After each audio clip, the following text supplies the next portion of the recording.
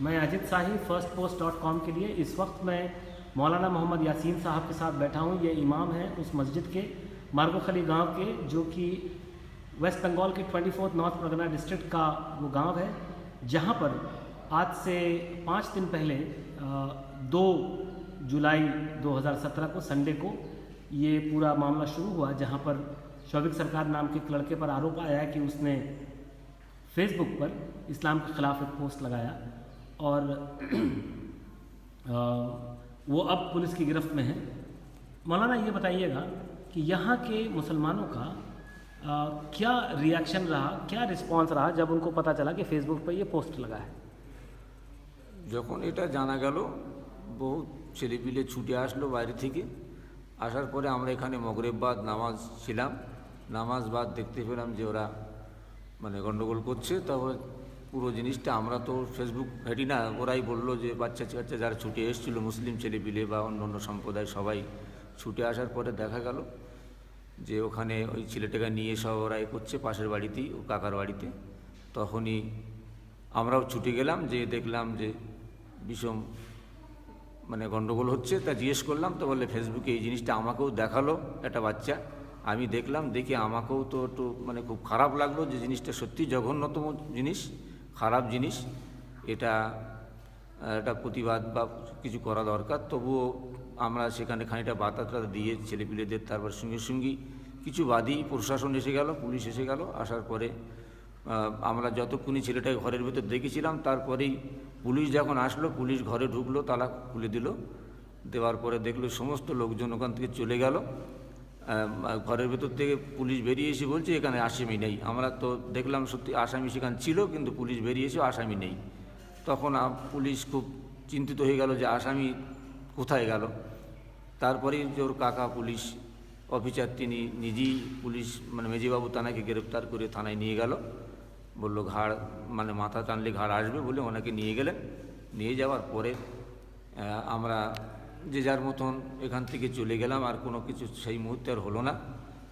তারপরেই কিছু বাদী আমাদের বাজারে রুদ্রপুর ওখানে একটা বৃহত্তম মুসলিম সমস্ত লোকজন, চতুর্দিকে প্রায় 5,000-এর মতো লোকজন জমায়েত হওয়ার পরে সেখানে মৌলানা মাতিন সাহেব এবং বাদুড়িয়া থানার ওসি, সিআই এবং বসিরহাট থানার সিআই বাবু তিনিও এসেছিলেন। এসে এখানে বিভিন্ন আলোচনা হলো যে আমরা আসামিকে পুলিশের তরফ থেকে বলা হলো যে আমরা 24 ঘন্টার মধ্যে গ্রেপ্তার করব, কথা দিলাম আপনাদের।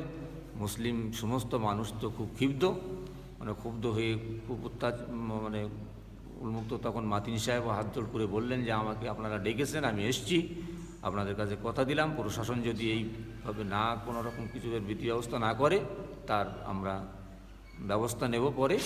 আপাতত আপনারা অন্তত এখানে ক্ষান্ত হয়ে যান, চুপ হয়ে যান। উনি অনেক ট্যাকেল করলেন। তারপরে মানুষজন যে যার মতন বাড়ি চলে গেল।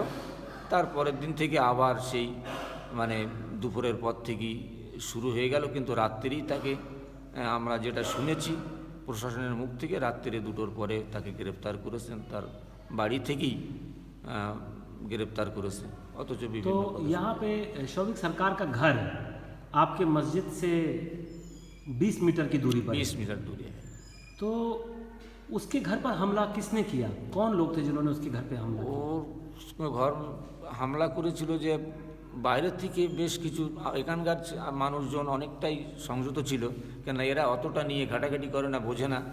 কিন্তু পরে দেখা গেল বাইরের থেকে বেশ কিছু মানুষ, 400-500 মানুষ তারা ছুটে এসেই এখানে বিভিন্ন মানে বা আশপাশে গ্রাম থেকে ইয়ং ছেলে যারা তারা ছুটে तो আসলো। आप लोगों ने उन लोगों यहाँ लोकल यहाँ के इस गांव के मुसलमान नहीं थे वहाँ पर? হ্যাঁ, খুব সীমিত মুসলমান। तो आप लोगों ने रोकने की कोशिश नहीं किया कि उसके घर पे हमला क्यों हुआ? হ্যাঁ, রোখার জন্য আমরা চেষ্টা করেছিলাম, কিন্তু তাদেরকে বাধা দিতে গেলেও তারাই নিজেরা আমাদের উপরে চড়া হলো। আমি ওই মুহূর্তে এখান থেকে মগরেব বাদ চলে গেছিলাম, ছিলাম না। কিন্তু পরে শুনলাম যে ওর ঘরে হামলা করা হয়েছে। आपके इस गांव में हिंदू मुसलमान की क्या लड़ाई झगड़ा कॉन्फ्लिक्ट इख्तलाफ ये पहले से रहा है? নেই, কোনো দিন এরকম হয়নি। আমি এখানে প্রায় 25 বছর ইমামতি করছি, এরকম অশান্তি এখানে তেমন হয়নি।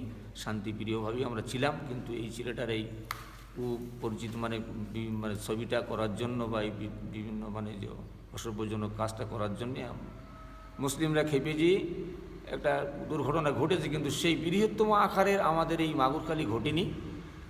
আমরা মোটামুটি সংযতর সঙ্গে আছি, কিন্তু যাদের বাড়িতে ঘটেছে এরা বাড়িতে নেই। কেন নেই সেটা বলতে পারবো না, তারা থাকলেও হয়তো তেমন কিছু ঘটতো না, কিন্তু তারা বাড়ি থেকে বিভিন্ন জায়গায় হয়তো ये আসে। बताइए मौलाना साहब, आपसे आखिरी सवाल पूछूंगा कि इसके इस्लाम को अगर किसी ने गलत किया है तो उस पर प्रशासन की, सरकार की, गवर्नमेंट की, पुलिस की कार्रवाई होनी चाहिए, लेकिन क्या ये सही है कि भीड़ को भी हमला करना चाहिए? क्या भीड़ को बदला लेने की भावना से हमला करना चाहिए? তাহলে আমাদের তো ইচ্ছাই ছিল যে ইসলামের প্রতি আঘাত এনে, যে আস্থাও ছিল যে প্রশাসন তাকে গ্রেপ্তার করেছে, প্রশাসন সরকারিভাবে যেটা তাকে সাজা শাস্তি দেবে সেটা আমরা মেনে নেব, এটাই ছিল। কিন্তু সব তো মানুষের ভিতরে এক নয়, মানে হুড় বাঁধাবার জন্য কিছু মানুষ আছে, তারা সমাজবিরোধী হিসাবে কিছু ছেলেপিলে, কিন্তু তাদের চিহ্নিত আমরা করব কি করে? আমরা তাদের চিনিও না, জানিও না, কিন্তু তারা এসে একটা হুড় বেঁধিয়েছে, তার সঙ্গে কিছু মানুষও ঢুকে যেয়ে হুড়োহুড়ি ঠেলাঠেলি কাণ্ডা, ধর্মের প্রতি একটা আঘাত, যেমন আল্লাহ এবং নবী বা কাবা, এই দুটো হচ্ছে মুসলমানের মেন জিনিস। সেই তিনটের ওপরে যখন একটা রচিত মানে একটা অসভ্যজনক মন্তব্য ফেসবুকে ছাড়া হয়েছে, তাতে করে মুসলিম সম্প্রদায় ঠিক থাকতে পারেনি, একটা গণ্ডগোল সৃষ্টি হয়ে গেছে এখানে। मौलाना आपसे बस ये जानना चाहूँगा मैं, आपको क्या लगता है कि आने वाले वक्त में इस गांव में हिंदू मुसलमान के रिश्ते ठीक हो पाएंगे, दोबारा फिर से ठीक हो पाएंगे? আশা করা যায় আবার আমাদের এক জায়গায় ঠিক হবে, এবং এটা আস্তে আস্তে ভুলেও যাবে মানুষ, আমরা এটা আস্থা রাখি। কিন্তু সেটা এখন বিভিন্ন জায়গায় যে বাইরের দিকে ছড়াচ্ছে, এর রেশ আবার আমাদেরকে উঠে আসে কি না আমাদের সন্দেহ হচ্ছে। কেননা এখন বর্তমান অবস্থা যেটা, কেউ যদি এর পিছনে আবার সুশলি নতুন দিয়ে মানে কোনো নেতা নেত্রী যদি দিয়ে ফেলে, তখন আমাদের আর কিছু করার নেই। কেননা মানুষ এখন উত্তেজিত মনোভাব এখনও কাটেনি যদিও ভেতর থেকে। बहुत बहुत शुक्रिया firstpost.com से बात करने के लिए।